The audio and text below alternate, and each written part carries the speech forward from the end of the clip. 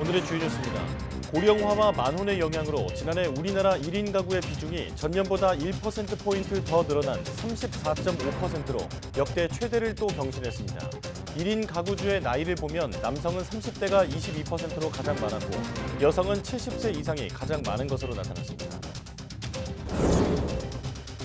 강원 지역은 12월에 이례적으로 기록적인 폭우와 폭설이 동시에 내렸습니다. 오는 목요일 또 한 차례 전국에 비나 눈이 내릴 예정인데 비가 그친 뒤 주말부터는 다시 한파가 찾아올 전망입니다. 국가종합전자조달 시스템인 조달청 나라장터에 또 접속 지연 현상이 1시간 넘게 발생했습니다. 나라장터 사이트는 지난달 23일에도 접속이 지연돼 입찰 연기 조치가 내려졌는데 조달청은 연말 입찰이 몰리면서 과부하가 생겼다고 해명했습니다. 유엔 기후변화협약 당사국 총회 합의문 초안에 화석연료의 단계적 퇴출 문구가 빠진 것으로 확인됐습니다. 합의문이 이대로 확정되면 지난해 총회보다 오히려 뒷걸음질 친 것이라는 비난이 나오고 있습니다. 최근 세계적으로 홍역 환자가 급증하는 가운데 우리나라에도 해외 유입 환자가 잇따라 발생해 보건당국이 주의를 당부했습니다. 세계보건기구는 지난달 전 세계에서 홍역 환자가 22만 명 이상 발생했고 지난해 동기 대비 유럽은 28배, 동남아시아는 3.5배 증가했다고 밝혔습니다.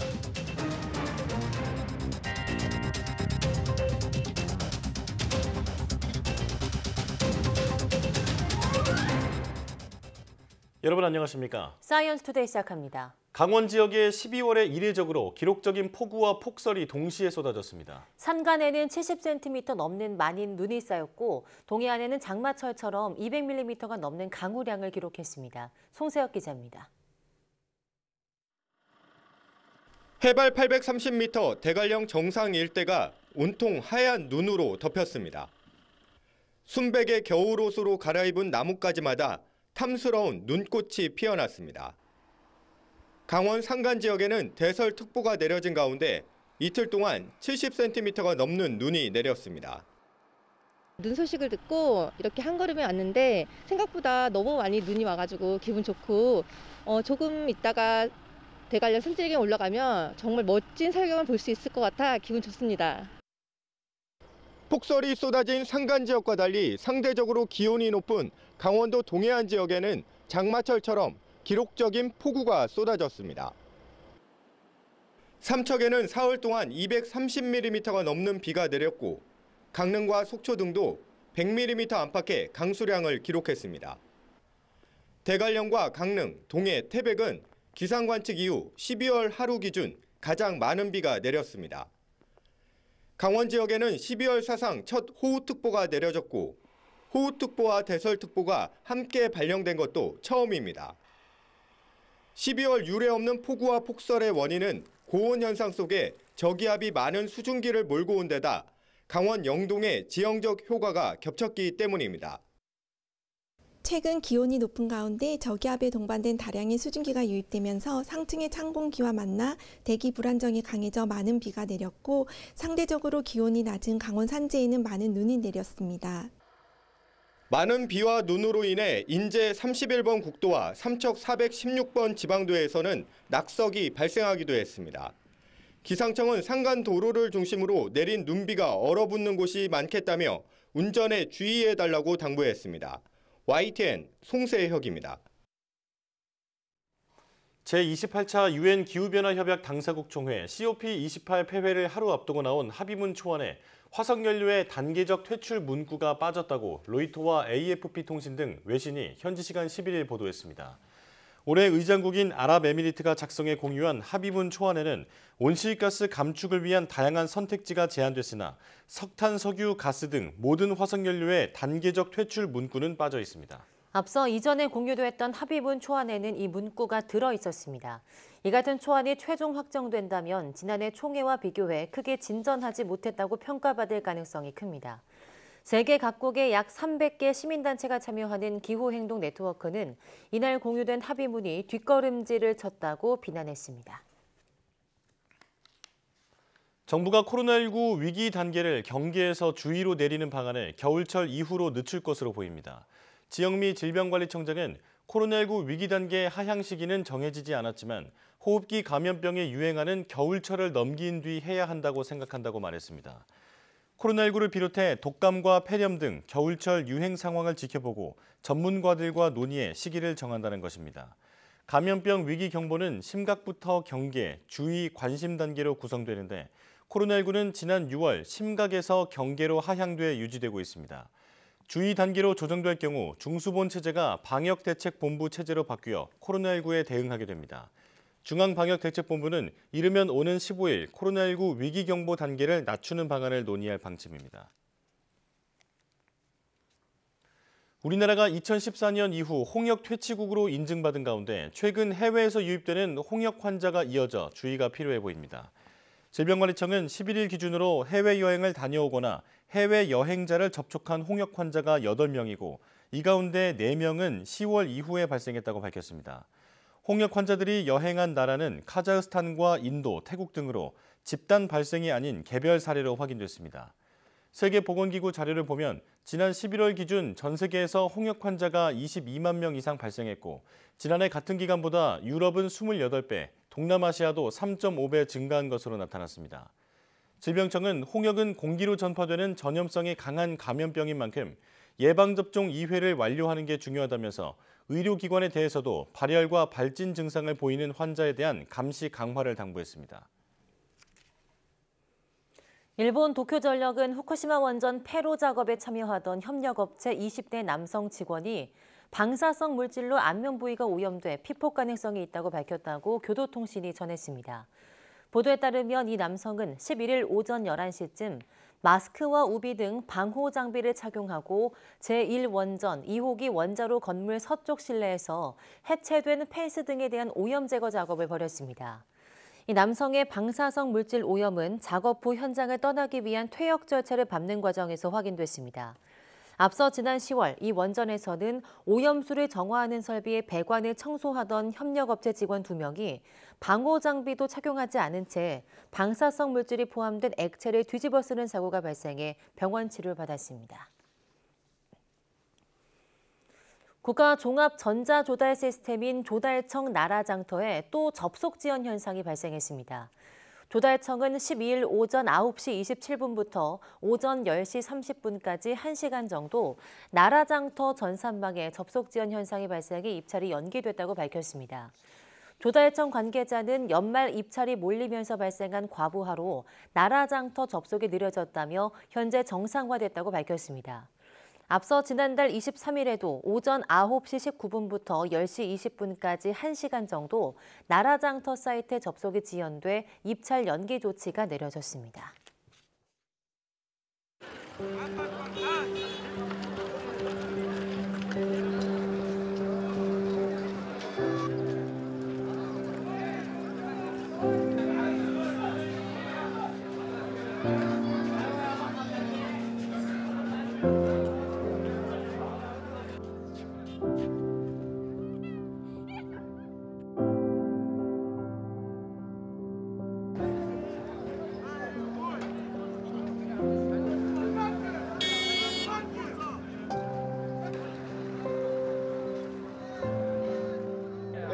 تقريبا فوق الاسبوعين واحنا بنستنى في دورنا في السبعة انفار، مره مسكر المعبر ومره في الشطحين، وكل يوم بنيجي بنقعد لنا فوق الاربع خمس ست ساعات وبنروح، كل يوم بنيجي بنقعد 6 ساعات وبنروح. الحمد لله اليوم طلع اسمنا اليوم الحمد لله. يعني معاناه صعبه جدا، وبعدين انا مش قادر اشتري لاولادي، يعني مش قادر. وايش يعني له فتره وهو ما بياكلوش خبز.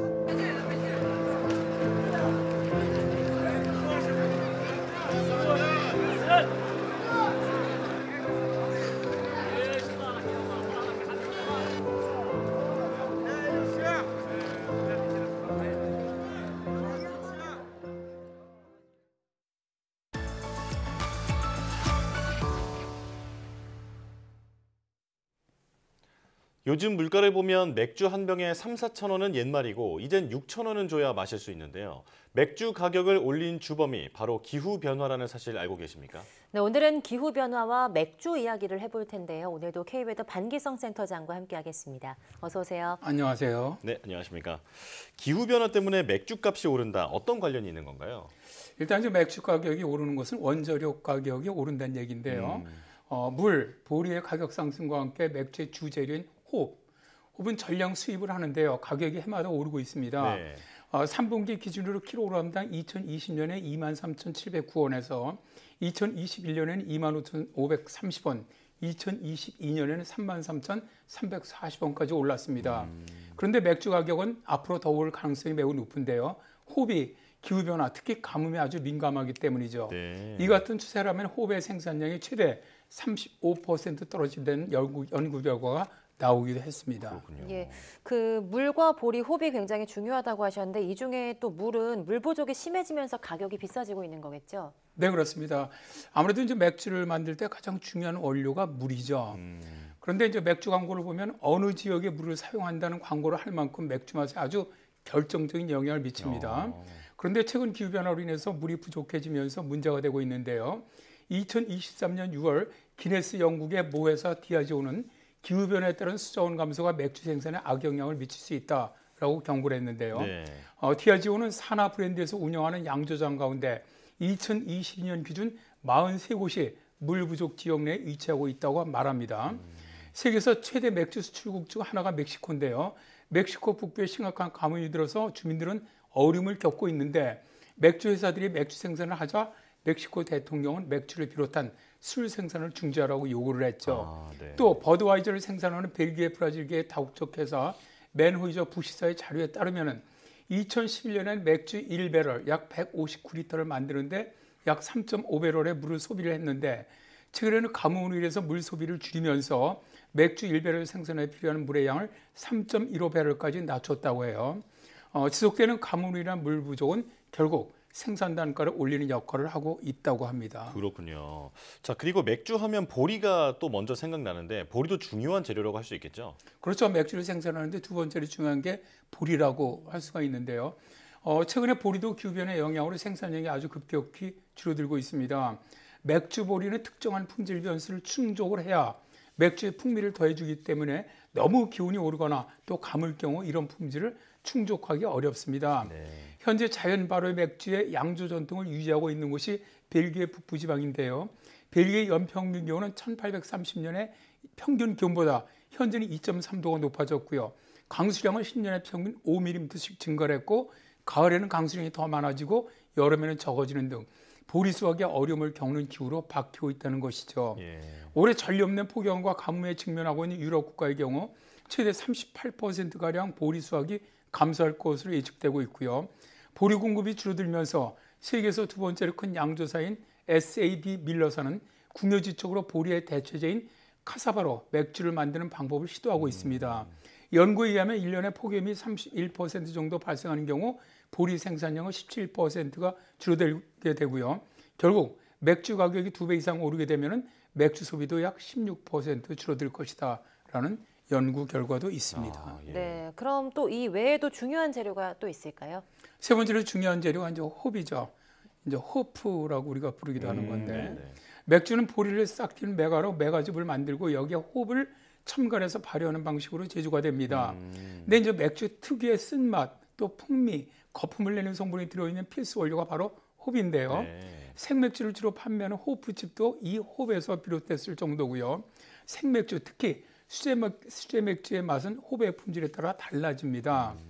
2023년 10월 10일 체코 과학 아카데미 글로벌 변화 연구소와 영국의 로담스테이트 연구소는 기후변화가 맥주의 핵심 성분인 호흡 재배에 악영향을 미치면서 맥주 맛을 바꿀 수 있다는 연구 결과를 내놨는데요. 네. 기후변화가 지금처럼 진행된다면 맥주 발효의 핵심 성분인 호흡 생산은 18% 넘게 줄어들고요. 쌉싸름한 맛을 내는 성분인 알파산은 30% 가까이 줄어들 것으로 전망을 했습니다. 연구진은 1971년부터 2050년까지 진행됐거나 향후 예상되는 기후변화가 호흡의 생산량과 성분에 미치는 영향을 분석을 했는데요.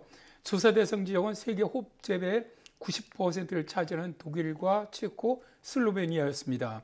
호흡은 주로 위도 33도에서 35도, 이른바 맥주 벨트로 불리는 지역에서 생산이 되는데요. 그중에서도 유럽의 독일, 체코, 슬로베니아 등지는 연평균 기온이 8도에서 10도, 강수량이 550에서 1050mm의 온화한 대륙성 기후를 갖춰서 최적의 호흡 재배지로 알려져 있죠. 네. 그런데 이렇게 호배 대부분을 일정 지역의 나라들에서 생산을 하다 보니까 기후변화 영향도 더 크게 받을 것 같아요. 그렇습니다. 이미 호흡 생산량은 점차 지금 기후변화 때문에 줄어들고 있는데요. 연구진은 1972년에서 1944년간과 1995년에서 2018년간 두 기간의 호배 연평균 생산량을 비교해 보니까 헥타르당 0.13에서 0.27톤이 감소됐다라고 분석을 했습니다. 네.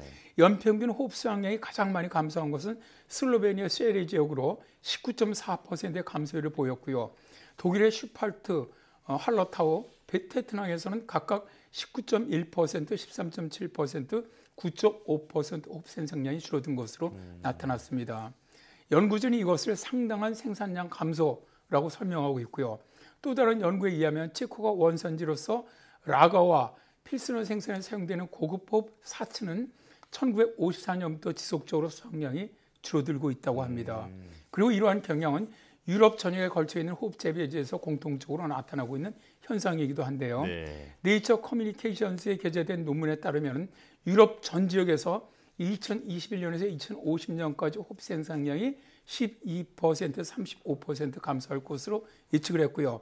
슬로베니아, 포르투갈, 스페인 등 남부 유럽에서 감소폭이 컸다고 합니다.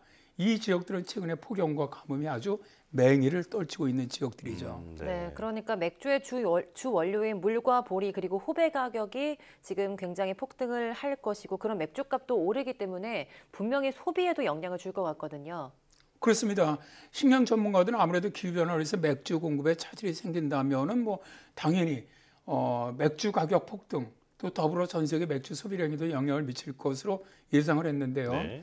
학술지 네이처 플랜트에 실린 연구에 따르면은 국제사회가 온실가스 배출량을 줄이는 데 실패할 경우 맥주 주요 생산국인 아일랜드, 벨기에, 체코의 맥주 소비량이 3분의 1가량 줄어들 것으로 예상을 했고요.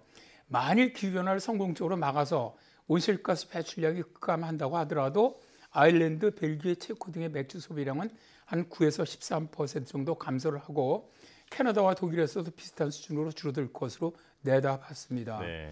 연구에 참여한 어바인 캘리포니아 대학 스티븐 데이비스 교수는 장내 기후와 이로 인한 가격 책정 여건에 따라 전 세계 수억 명이 맥주를 즐길 수 없게 될 수도 있다라고 말하고 있죠. 그래서 이에 대응하기 위해서 맥주, 보리나 호흡을 재배하는 농민들은 더 서늘하고 물이 많은 지역으로 재배지를 옮기거나 혹은 물 공급하는 관계시설을 새로 구축하는 방식으로 기온 상승이라든가 가뭄에 대처를 하고 있고요. 네. 맥주 회사들은 호흡 대체제를 발굴하는 작업도 하고 있는데요. 연구진들은 호흡의 정상적 생산을 위해서는 더 많은 노력이 필요하다고 말하고 있습니다. 네. 자, 맥주 가격과 기후변화가 무슨 상관일까 궁금했던 분도 있었을 텐데요. 오늘 설명을 들으면서 기후변화가 우리 삶에 직접적인 영향을 준다는 사실을 다시 알게 됐습니다. KB더 반기성 센터장과 함께했습니다. 고맙습니다. 네, 감사합니다.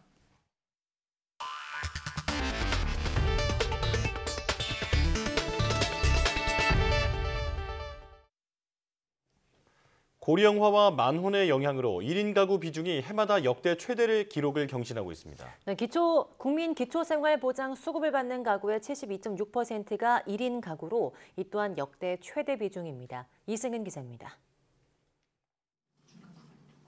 지난해 1인 가구가 750만 2천 가구로 집계됐습니다. 1년 전보다 비중이 1%포인트 늘어 전체 가구의 34.5%를 차지하면서 역대 최대 기록을 경신했습니다. 성과 나이별로 보면 전체적으로는 29세 이하 가구가 19.2%로 가장 큰 비중을 차지했습니다.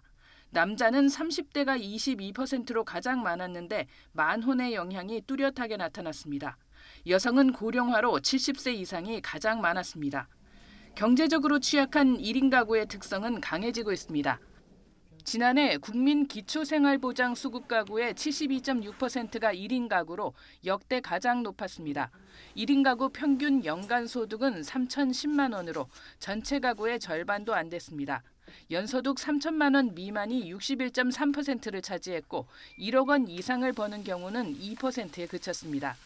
올해 1인 가구 자산은 한 해 전보다 0.8% 감소한 2억 949만 원으로 전체 가구의 39.7% 수준이었습니다. 특히 부채가 3,651만 원으로 늘었습니다. 전체 가구 부채가 0.17% 느는 동안 1인 가구는 1.9% 늘었습니다. 젊은 층에서 이제 집값이나 아니면 거주 목적으로 사는 거에 많이 투자하다 보니까 그런 금융에 대한 부채가 증가한 걸로 판단이 됩니다. 주택을 소유한 1인 가구는 30.9%로 전체 가구보다 25.3%포인트 낮았습니다. 절반 이상은 주거 면적이 40제곱미터, 12평 이하였습니다. YTN 이승은입니다. 저출산 여파로 학령 인구가 줄면서 서울 지역 일반고 지원자가 7% 정도 감소했습니다.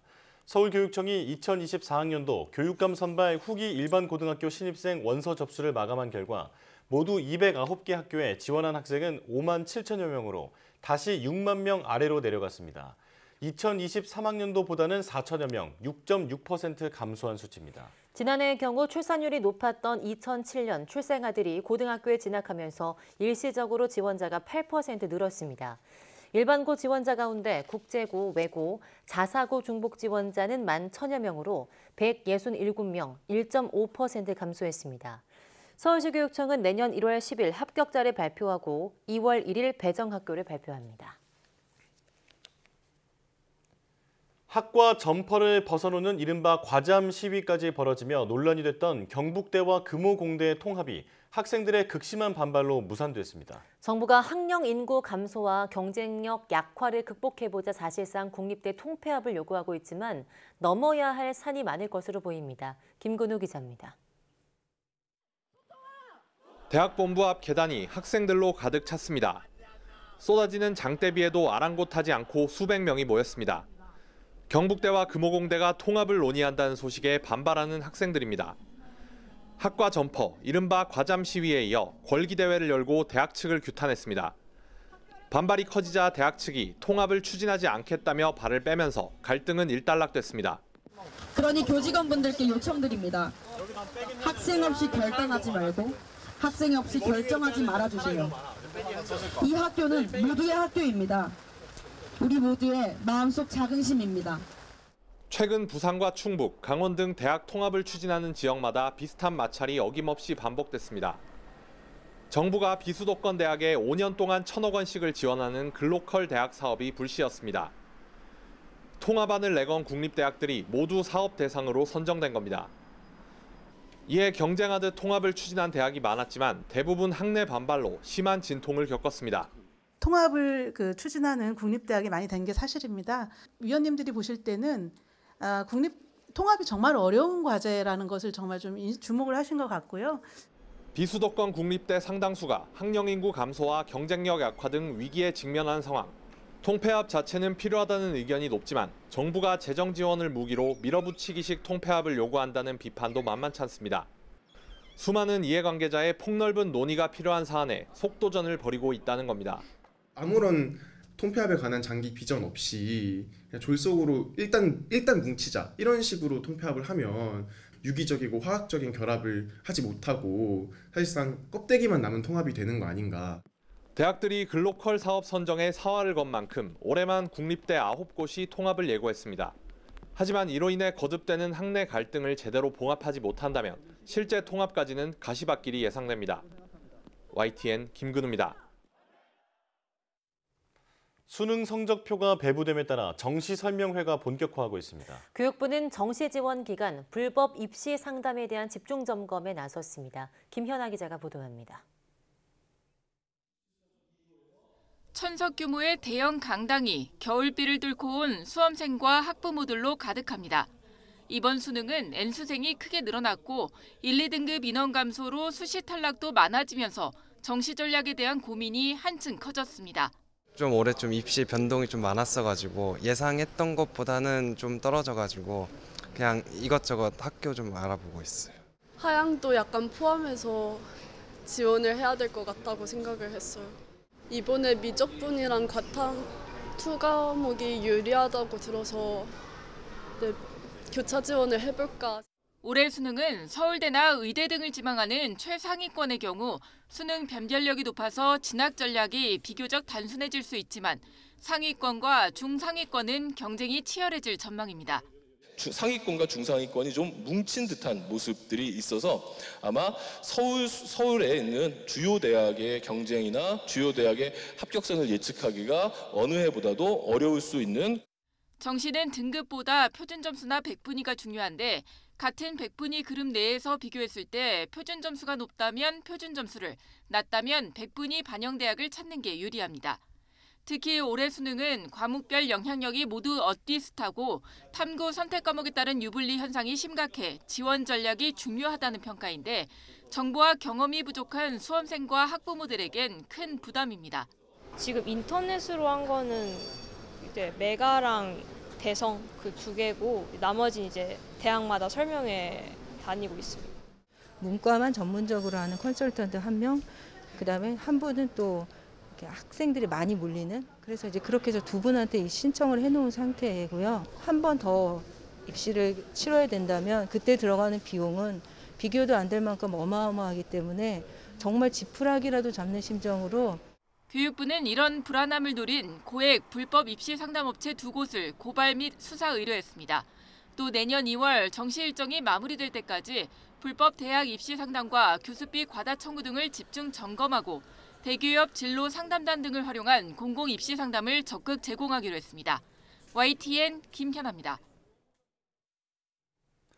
일본 정부가 출산율을 끌어올리기 위해 2025년부터 자녀 3명 이상인 다자녀 가구를 대상으로 대학 무상 교육을 실시합니다. 또 내년부터 아동수당의 소득 제한을 철폐하고 대상을 고등학생까지 확대합니다.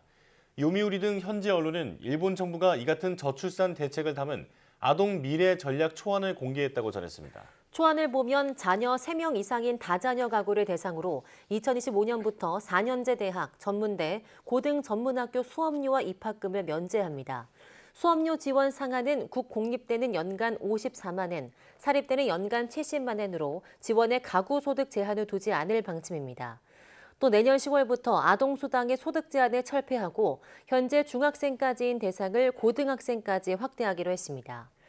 지난해 일본의 합계 출산율은 1.26명으로 1947년 관련 통계 집계 후 최저치를 기록했습니다.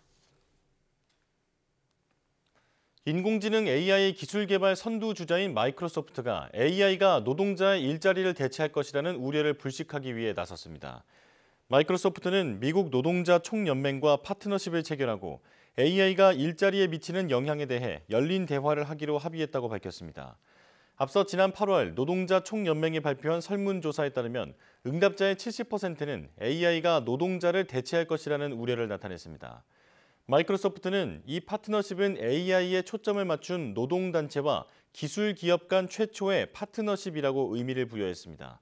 마이크로소프트와 노동총연맹은 AI 기술 트렌드에 대한 정보를 깊이 있게 공유하고 AI 기술 개발에 노동자의 관점과 전문성을 반영하는 등의 공공정책 수립을 지원하기로 했습니다. 11일 인천에서 초등학생 학부모들이 모인 SNS 단체 대화방에 살인 예고글이 올라와 경찰이 긴급 출동하는 등 한때 비상이 걸렸습니다. 추적에 나선 경찰이 협박 용의자를 잡고 보니 엉뚱하게도 10대 고등학생이었는데요. 체포된 학생은 악의 없는 장난이었다고 말했지만 경찰은 공무집행 방해 혐의 추가를 검토하고 있습니다. 박희재 기자입니다. 인천 서구에 있는 초등학교 학부모들이 등하교 안전도우미를 하기 위해 만든 카카오톡 단체 대화방입니다. 학생들이 막 등교를 마쳤을 무렵인 오전 9시 반쯤 난데없이 아이들을 죽이겠다는 메시지가 올라왔습니다. 초등학교 좌표를 따서 아이들을 모두 죽이겠다고 협박을 이어가더니 실제 찾아갈 듯 운전대를 잡은 사진까지 보냅니다. 학부모들은 공포에 떨 수밖에 없었습니다. 뉴스에서만 보던 일인 줄 알았는데 저희 애한테까지 이런 일이 생길 줄은 저는 몰랐어요. 엄벌이 좀 필요하지 않나 좀 그런 생각이 많이 들어요. 경찰은 신고를 받은 뒤 곧바로 수사에 나섰습니다. 또 혹시 모를 사고에 대비해 해당 초등학교와 인근 학교 3곳에 순찰차 세대와 기동대 1개 제대 등 경력 30여 명을 배치해야 했습니다. 그런데 신고 10시간여 만에 붙잡힌 건 다름 아닌 10대 고등학생 A군이었습니다. 재학 중인 고등학교가 있는 충남 논산시에서 긴급 체포된 건데 자택은 인천에 있던 것으로 파악됐습니다. A군은 경찰 조사에서 악의는 없었고 장난으로 글을 올렸다는 취지로 진술했습니다. 경찰은 자세한 범행 동기를 조사하는 한편 A군에게 협박 혐의 외에 공무집행방해 혐의를 추가하는 방안도 검토하고 있습니다. YTN 박희재입니다.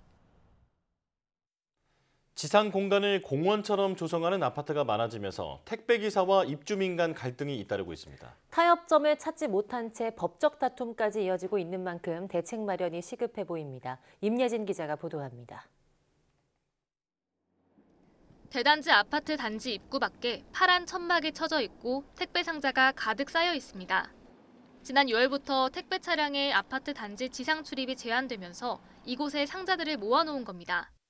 입주민 측은 안전을 이유로 택배 차량이 지하 주차장으로 다니거나 입구에서 수레로 짐을 옮기길 요구합니다.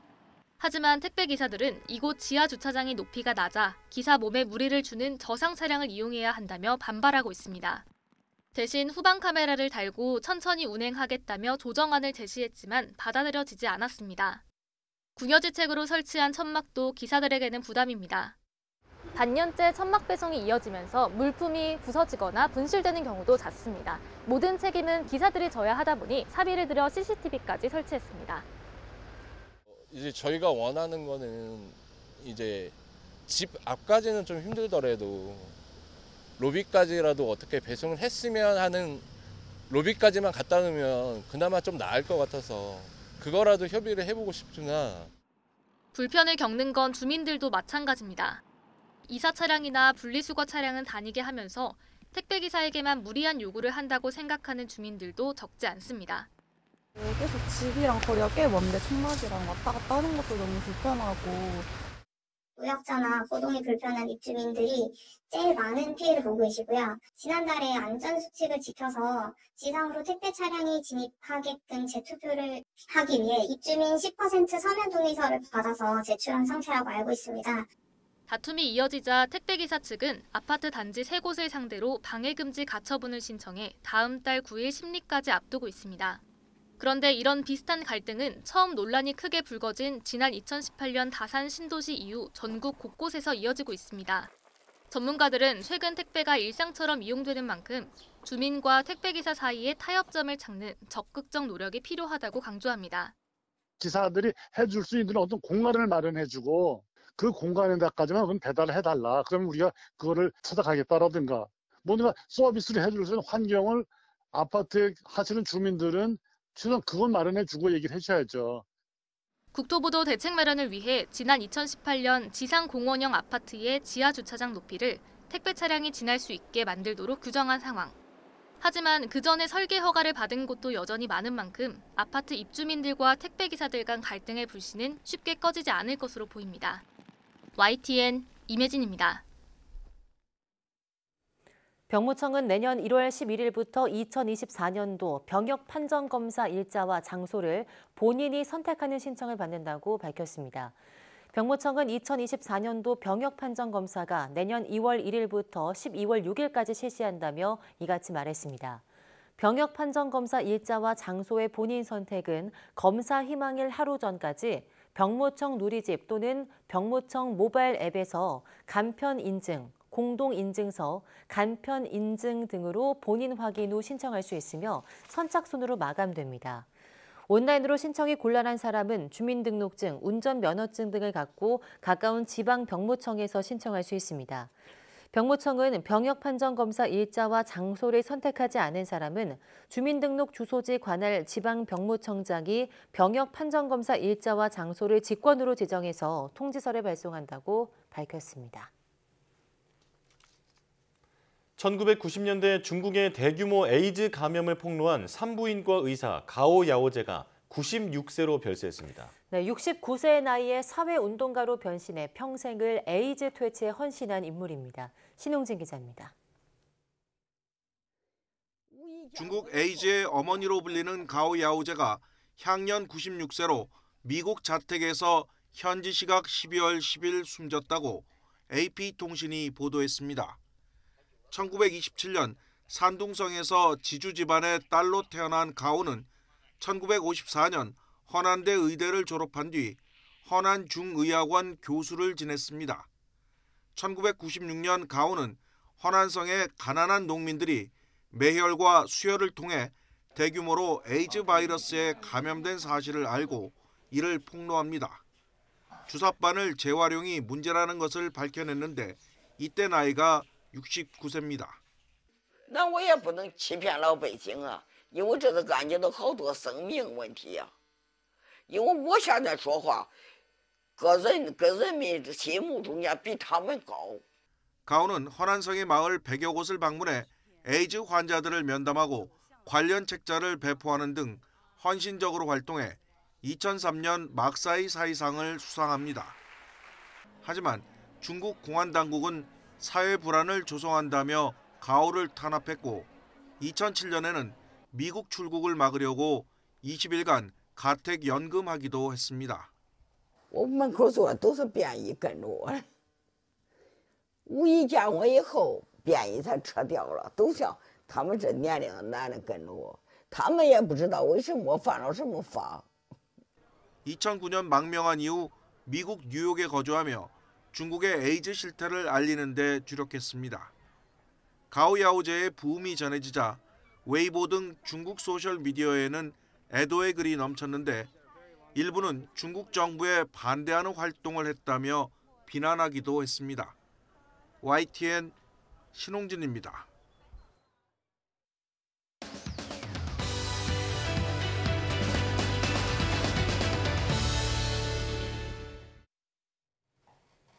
아무 생각 없이 스마트폰을 켰다가 짧은 동영상을 수십 개나 봐버리고서 아차 싶었던 적 있으신가요? 만약 짧은 동영상을 계속해서 보는 습관이 있다면 도파민 중독일 수 있다고 합니다. 네, 이렇게 짧고 자극적인 영상만 반복해서 보면 집중력이나 인내심이 떨어질 수 있다고 하는데요. 오늘 한글 사람 속은에서는 숏폼 콘텐츠로 인한 도파민 중독에 대해 이야기 나눠보겠습니다. 김지은 상담심리학자와 함께합니다. 어서 오세요. 안녕하세요. 네, 안녕하십니까. 제가 정말 궁금했던 주제가 바로 이 도파민 중독이거든요. 오늘 설명이 기대가 되는데, 자, 일단 도파민이 정확히 뭔지부터 알려주실까요?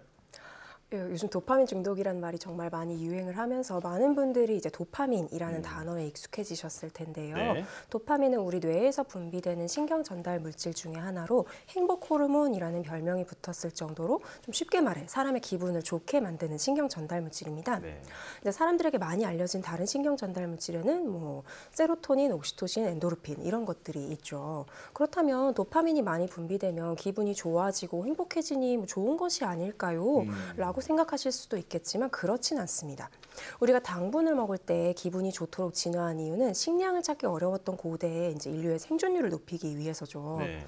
하지만 지금은 어딜 가나 너무 쉽게 당분을 찾을 수가 있습니다.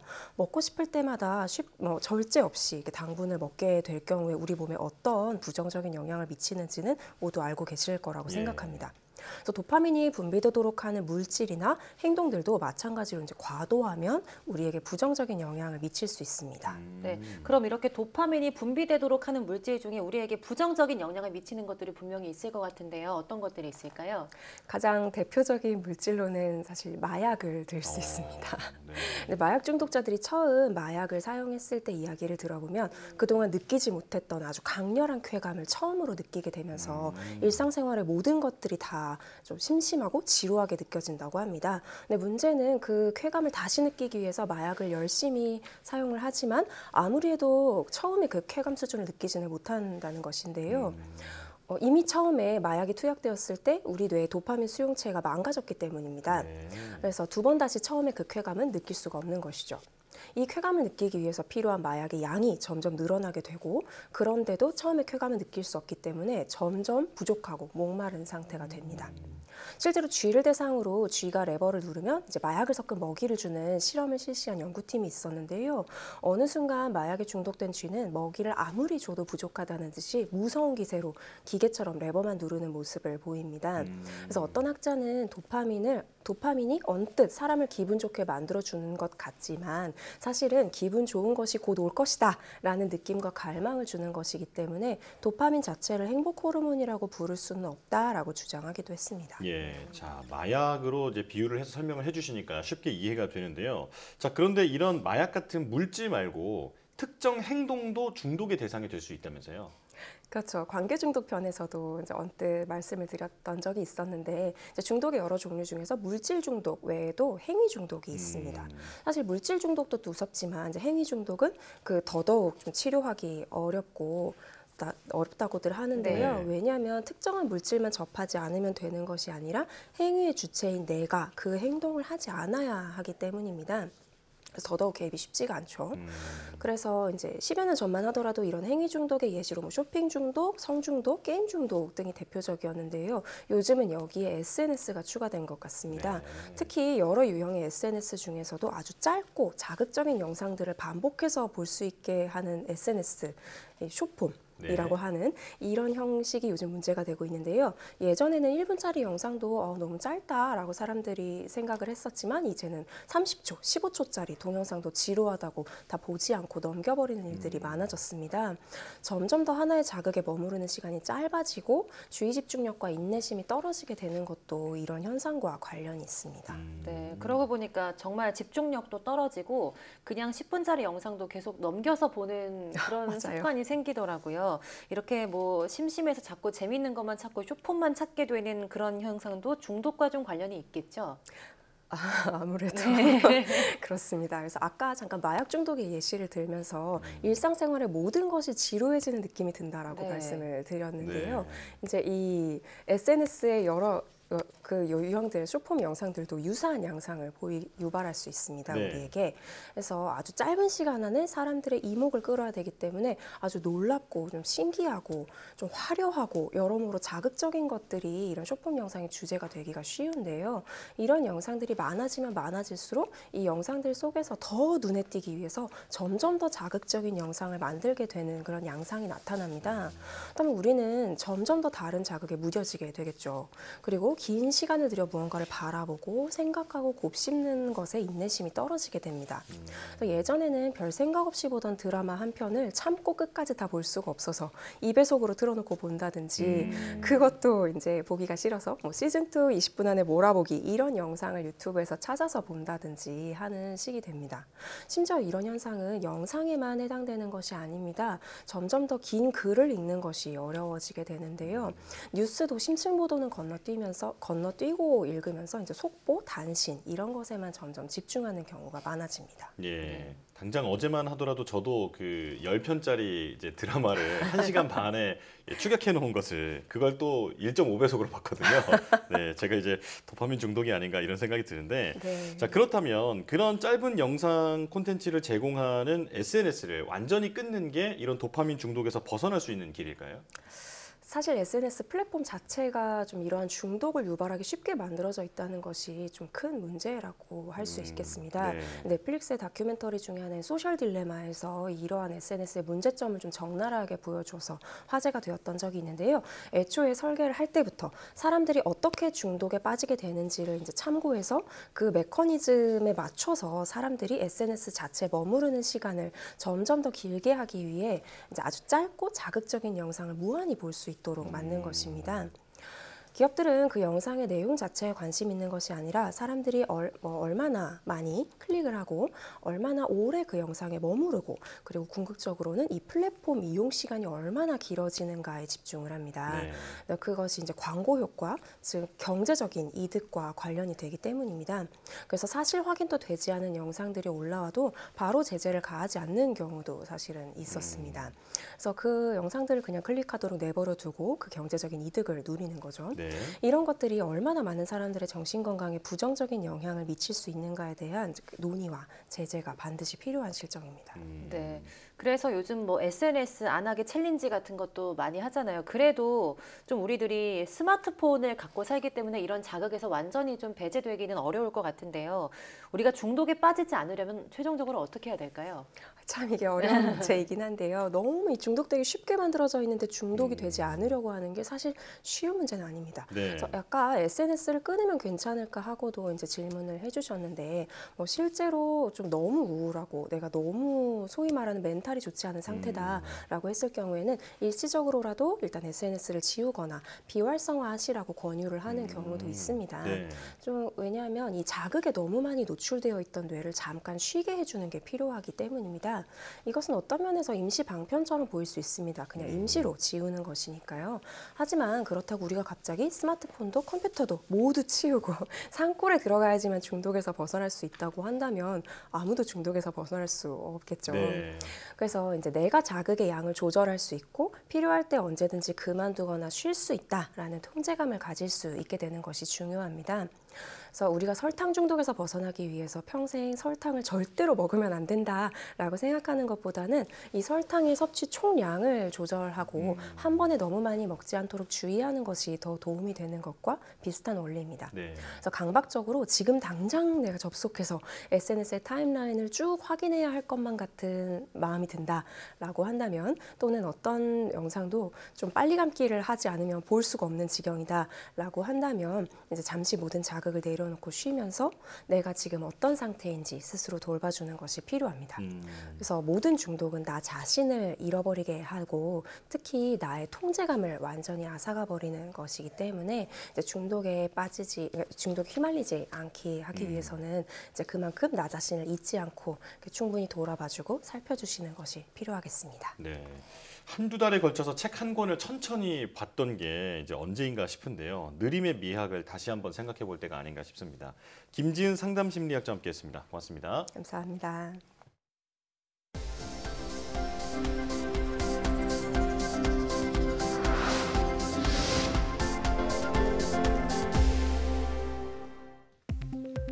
지구온난화는 심해지지만 동아시아와 북미 지역에서는 이상 한파가 잇따르는 이유를 국내 연구진이 밝혀냈습니다. 키스트와 연세대 공동연구팀은 중위도 해양이 이상 한파에 영향을 준다는 사실을 기후변화 모델을 통해 확인했다고 밝혔습니다. 연구팀은 대서양의 걸프류와 태평양 프로시오 해류의 하류 지역과 같이 좁은 위도대에서 온도가 급격히 변하는 해양 전선 지역에 열이 과도하게 축적되는 것이 제트기류가 요동치며 흐르는 원인이 되어 극한 한파가 증가한 원인이라고 분석했습니다. 이렇게 밝혀진 해양 전선의 영향을 기후 모델에 적용하면 중장기적인 관점에서 겨울철 기후 변화에 대응할 수 있다고 연구팀은 설명했습니다. 임신부가 화장품이나 세제 등이 흔히 들어있는 화학 첨가제인 프탈레이트에 노출되면 태아의 뇌 발달 장애를 일으킬 수 있다는 연구 결과가 나왔습니다. 안전성 평가연구소 가민한 박사팀은 임신 중 프탈레이트 노출이 태아의 뇌 형태와 기능은 물론 신경 발생에 비정상적인 변화를 일으켜 행동장애까지 유발할 수 있다는 사실을 동물 실험으로 확인했다고 밝혔습니다. 실험 결과 프탈레이트에 노출된 어미의 태아는 대뇌피질 두께가 정상보다 얇아졌고 신경세포 기능에 직접적인 영향을 줄 수 있는 시냅스 형성에도 장애가 발생한 것으로 나타났습니다. 이런 변화는 태아의 ADHD와 같은 행동학적 장애로 이어질 수 있다고 연구팀은 설명했습니다. 국내 연구진이 김치가 비만을 막고 체중을 줄이는 데 효과가 있다는 사실을 대규모 역학조사를 통해 입증했습니다. 세계김치연구소와 중앙대 공동연구팀은 성인 5만 8천여 명을 대상으로 김치 섭취와 체중 감소의 연관성을 파악한 결과 이들의 상관성을 처음으로 규명했다고 밝혔습니다. 연구 결과 김치를 매일 50g씩 두세 번 먹으면 한 번 이하로 먹을 때보다 비만 지표인 질량 지수가 15% 정도 감소했습니다. 병원에 가서 번거로운 검사를 받지 않고도 웹사이트에서 간단히 수면 질환의 위험도를 파악할 수 있는 기술이 개발됐습니다. 기초과학연구원과 카이스트, 삼성서울병원 등 공동연구팀은 5천여 명의 수면 다원 검사 결과를 인공지능에 학습시켜 수면 질환을 예측하는 알고리즘인 슬립스를 개발했다고 밝혔습니다. 슬립스는 이용자가 9개의 간단한 질문에 답하기만 하면 만성 불면증과 수면호흡장애, 수면호흡장애를 동반한 불면증 등 3가지 수면 질환 위험도를 90% 정확도로 예측해줍니다. 또 현재 상태를 기준으로 몸무게나 나이가 변했을 때 수면 질환 위험도 변화도 살펴볼 수 있습니다. 슬립스는 웹사이트를 통해 누구나 이용할 수 있습니다.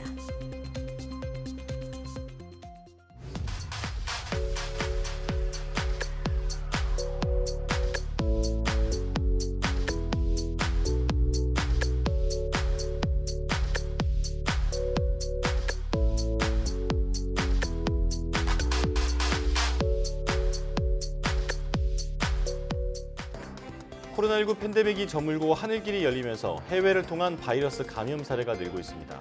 마이코플라스마 폐렴, 그리고 오늘 전해드린 홍역도 그중 하나입니다. 네, 해외에서 입국 후 폐렴, 기침, 발열 등 건강에 이상 신호가 보이신다면 바로 병원에 찾아주시고 여행 시에도 개인 방역에 신경 써주셔야겠습니다. 네, 뉴스 마칩니다. 시청해주신 여러분 고맙습니다.